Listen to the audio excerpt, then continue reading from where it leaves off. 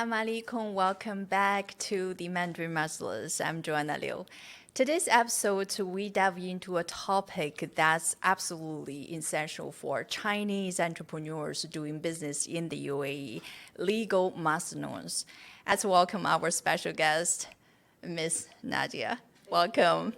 Pleasure to be here and pleasure to be able to help any of your fellow Chinese citizens and the business owners who are even maybe not even set up a business yet, but even those just thinking to come to the UAE. We're here to help and give some advice right from the beginning. Yeah, thank you so much. And again, thank you so much for coming to the show. And could you please introduce yourself a little bit? And I also wonder, have you ever, involved in helping or supporting Chinese companies? And what are some of the typical issues you have helped them to address?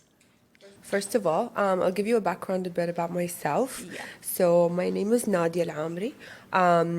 While I may be a lawyer, I'm actually having a finance and economics background right from the beginning. Yeah. So I work a lot with customs and I work a lot with free zones and I work a lot with taxation. So when you put all of those together, we do a lot of things with e-commerce.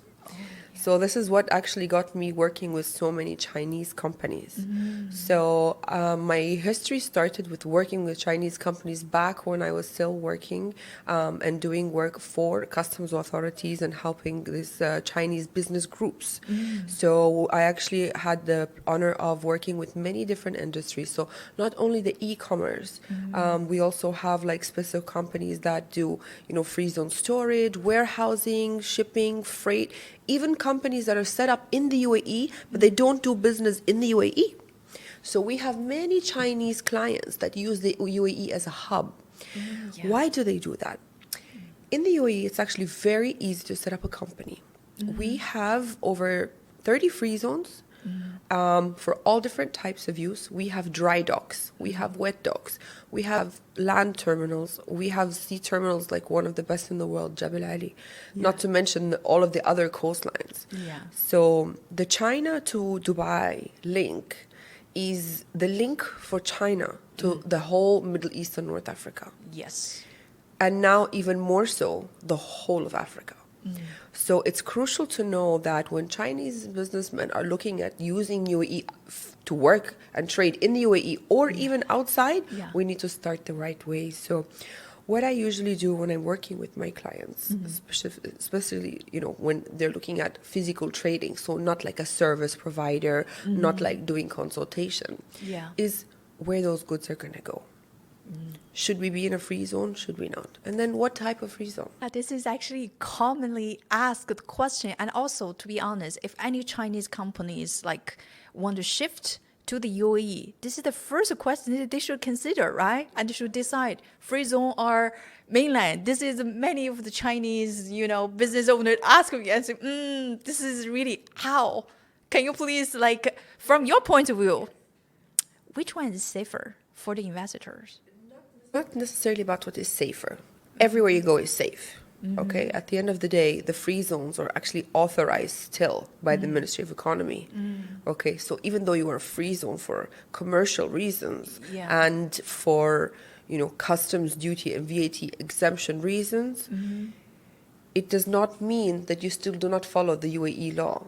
You are still under a ministry, which is having laws and regulations all actually done by the cabinet of ministers. So it is still part of the UAE. It is still governed by the UAE. However, that free zone has different other commercial benefits.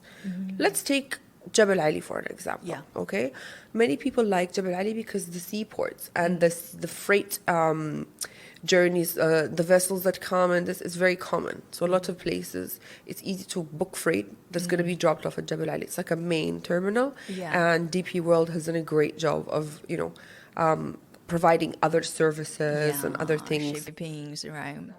Agents, if you're having like food items, special storages, a lot of environmental health and safety facilities, so many things. Now, let's take a full example. Let's say today you're a Chinese businessman and a lot of your orders are going to Africa, but the shipping time from China and fulfilling to Africa is very difficult. You want to have maybe a distribution hub in Dubai. Yeah. What is the benefit there? One, by having your goods stored in Dubai, especially if it was in Jebel Ali Free Zone, for example, you're not paying any customs duties on those goods because it's staying in the free zone and it's there for re-export. Yeah. So we've set up a company which is Free Zone. You own 100% ownership because you don't need to have a partner. Yeah, this is actually for many Chinese, that's risk, to set up a mainland, this may be the reason many of the Chinese companies, they go for free zone. Many of the times, but also, we'll talk about mainland in a minute, but a lot of laws have changed in the last 2 years where more and more type of business activities do not require a local partner or sponsor anymore. As you mentioned, some of the laws have changed, like even some of the mainland area, they allow foreign company have 100% ownership. Some activities are still restricted to having to have a local partner, and they are generally things that have a higher risk, only because we need to make sure that, at the end of the day, the people who are being served or consuming these items or services are having someone that's going to be around to look after. Yeah. How you are giving the Chinese business owner the suggestion, Meidan, Free Zone, and right now it's really to pretty much promote to Chinese community and Jibali, and people really, how can I choose, It really depends on what you're doing and what facilities you need, and then what exemptions they can give you. For example, you just mentioned now Meidan Free Zone. Yeah. Meidan Free Zone is great for like smaller service providers and things like that. You need a quick flexi desk, an office. You just want to be able to get a few visas or something like that in a small operation. Great.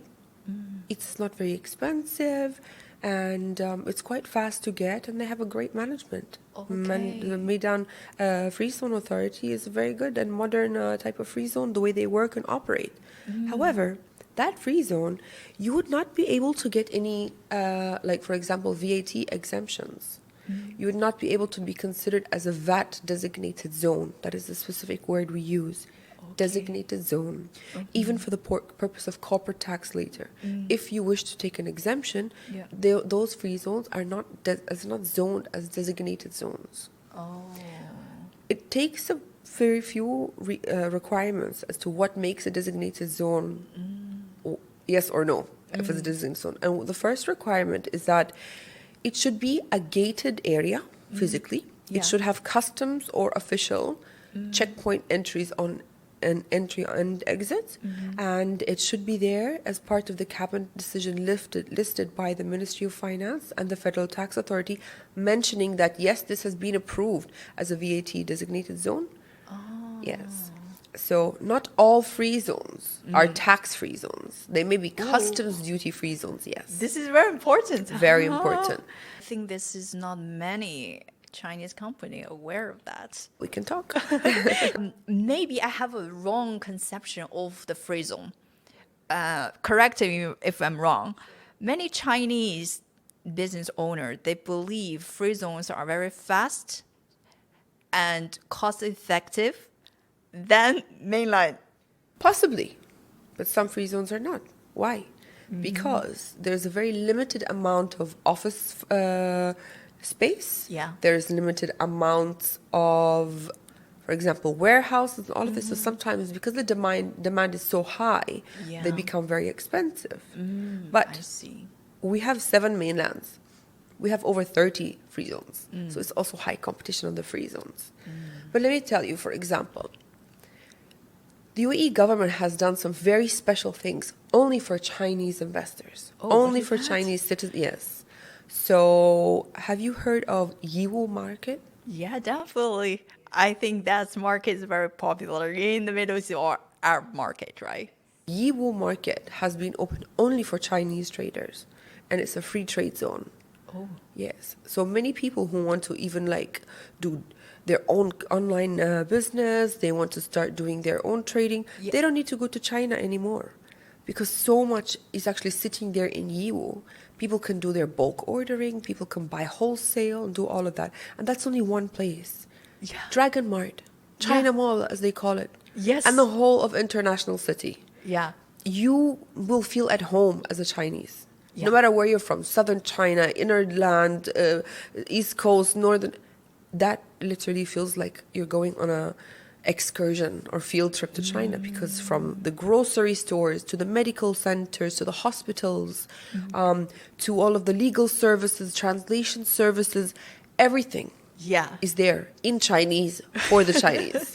Yes, like Dragon Mart, the owners only can be Chinese. This is what I know. So what you suggest is if any Chinese, I mean small business owners, they can go to this certain two places, EU or Dragon Mart. You mean? I'm just giving some example of how the UAE government is doing Support initiative. China. Yes, because these zones, they haven't been done for anyone else.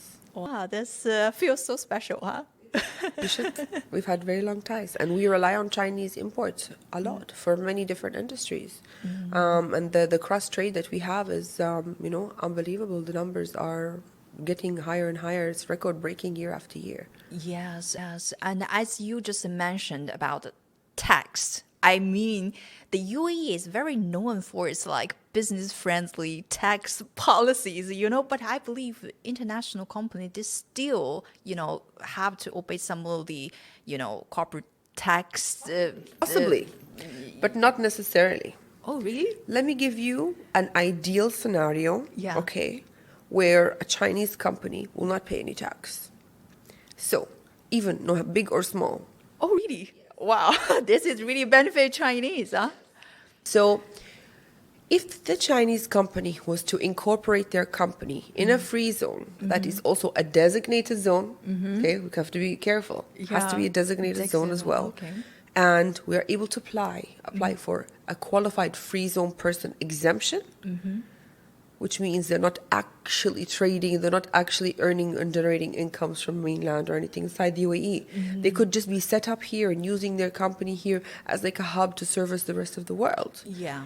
Plus, since they're in the VAT designated zone as well, Yeah. they're also being outside of the scope for VAT. Now, also because they're in a customs free zone and they have the proof that all the goods is re-exported, Okay. here we've actually paid zero tax. Oh. No VAT, no customs, no corporate tax. Why? Because we set up the right way. We set up the company in the right place. We got the exemptions that they qualify for, and then we have the correct documentation and management after. Because we must also, there's good financial reporting.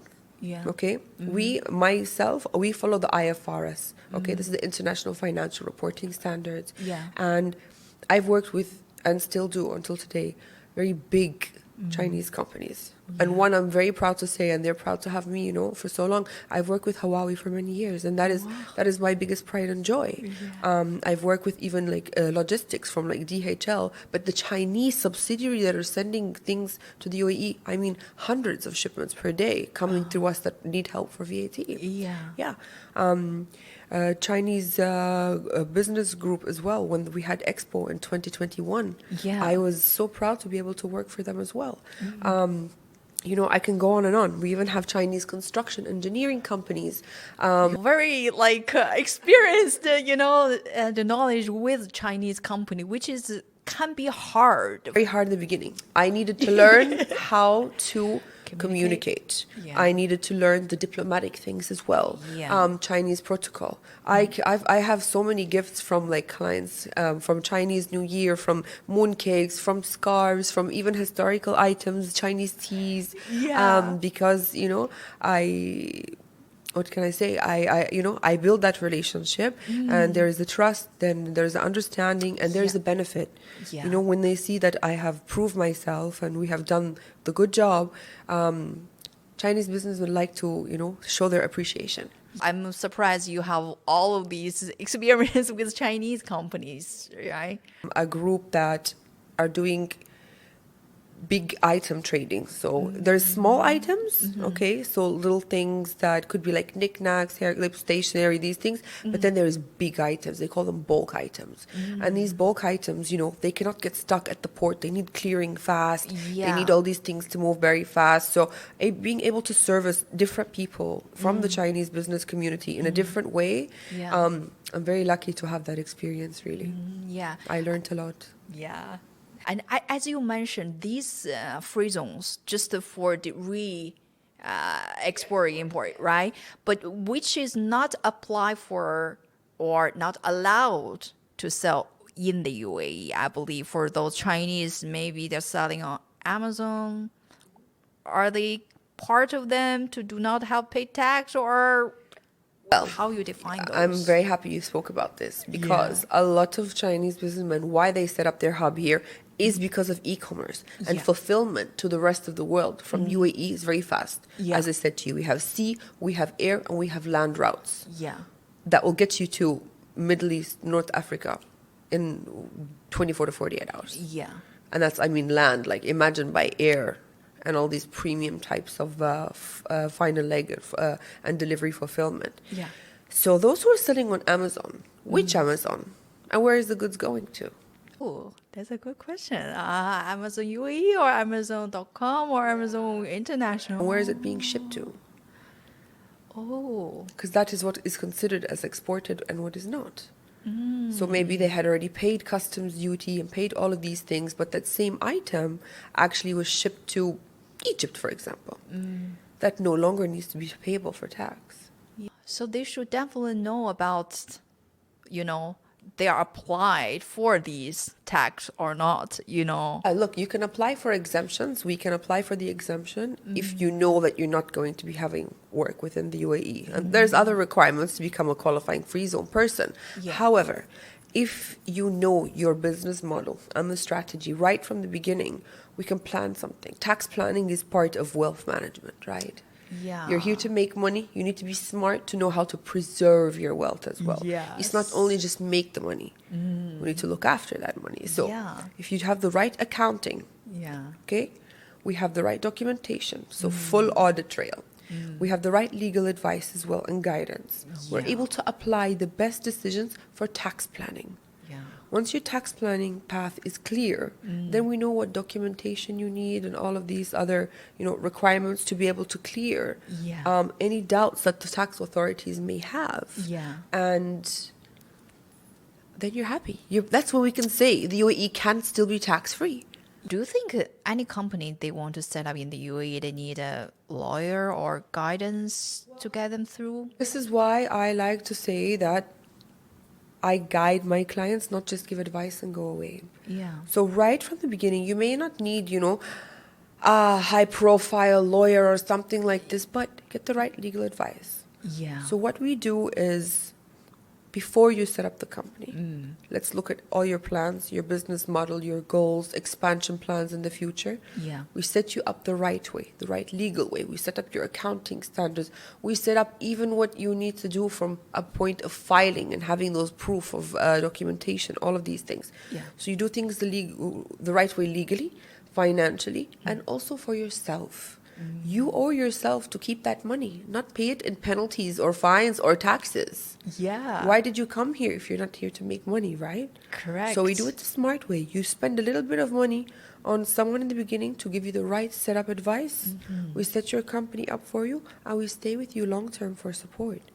Yeah. It's not just set you up and go. No. Yeah, and I believe sometimes it's risky when you're trying to hire a lawyer, when you have some cases with you, like as you mentioned, in the UAE, you want to come here to do your business, protect your, investment, your money, your wealth, and, your assets here is your priority, right? You must have one at the beginning, maybe, to guide you through what are the things you need Always. to be, right? And most businesses fail. Why?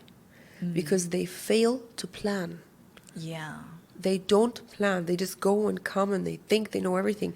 When businesses don't accept help, why do we use consultants? Because we want to accept help. Yeah. We know that we are expert, for example, in microphone trading. Yeah. But you're not a lawyer. Maybe you have great experience in everything about the world of microphones. But a lawyer can help you specifically about the UAE. From the UAE, what you're doing it right, what you're doing wrong, how to make sure you don't do any mistakes later on to avoid any penalties or non-compliance in the future. There's so many benefits from working with the right team from the beginning.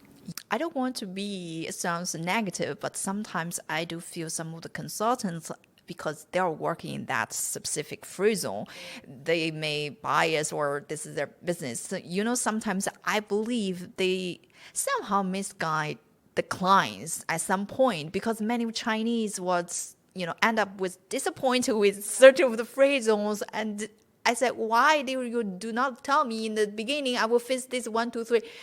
Lots of questions came up afterwards. I won't say they misguide them. They guide them with what they know. Yeah. Correct. They know this, so they'll guide them with this. Yeah. If you don't have the full knowledge. Okay. Yeah. So why it is a better way to take advice from us rather than go directly to a free zone. Yeah. We will give you knowledge on the 32, 33 free zones. Pros and cons of each one in different Emirati.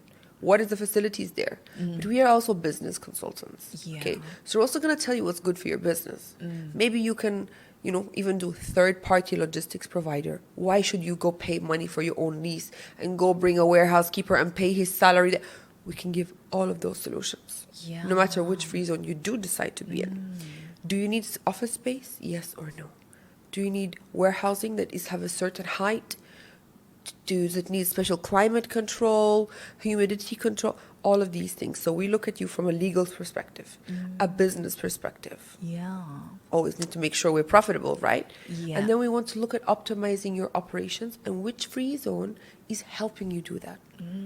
Many free zones, they don't even have customs gates. Go in and out, do whatever you want. It's maybe just a building that's called a free zone. Yeah. But other free zones are giving you very specific facilities. For example, as I mentioned, Dubai Airport free zone. Yeah. Jebel Ali, the most prime port all over the world, in my opinion.